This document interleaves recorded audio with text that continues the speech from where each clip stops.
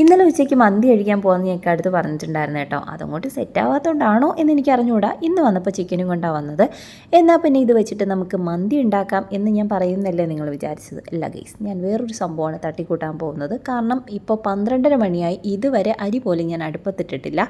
അത് നന്നായി എന്ന് ഈ ചിക്കൻ കണ്ടപ്പോൾ തോന്നി കേട്ടോ. കാരണം ഇതിന് പറ്റുന്ന എന്തെങ്കിലും ഒരു സാധനം എളുപ്പത്തിൽ ഉണ്ടാക്കാമെന്ന് വിചാരിച്ചു. സവാള അരിയാന്ന് പറയുന്നത് എന്നെ സംബന്ധിച്ച് വലിയൊരു ടാസ്ക്കാണ്. കരഞ്ഞ് എൻ്റെ ഊപ്പാട് വരും. എന്നാലും ഞാൻ കഷ്ടപ്പെട്ട് കുറേ കണ്ണീര് വേസ്റ്റാക്കി സവാളയൊക്കെ അരിഞ്ഞെടുത്തു. അപ്പോഴേക്ക് ഇക്കായ റേഹും പുറത്തു പോയിട്ട് വന്നു കേട്ടോ.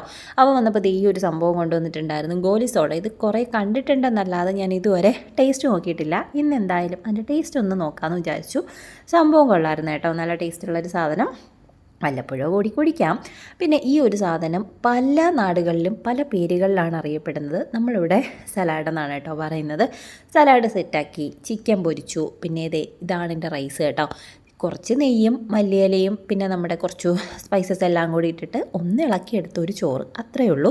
പിന്നെ ചിക്കന് സെറ്റാക്കി അച്ചാർ സെറ്റാക്കി കഴിഞ്ഞാൽ ഉറപ്പായിട്ടും വേണ്ട സംഭവമാണല്ലോ വാഴയില. അപ്പോൾ വാഴയിലയൊക്കെ ഇട്ട് നമ്മൾ 4 പേരും കൂടെ സുഭിക്ഷമായിട്ട് ഒരു മുട്ടയൊക്കെ ഭംഗിക്ക് സൈഡിൽ വെച്ചിട്ട് ഫുഡ് കഴിച്ചു കേട്ടോ. മാഷാ അല്ലാ, ഞാൻ ഉണ്ടാക്കിക്കൊണ്ട് പറയല്ല, തട്ടിക്കൂട്ടായതുകൊണ്ടാണോ എന്നറിയില്ല, നല്ല ടേസ്റ്റായിരുന്നു കേട്ടോ.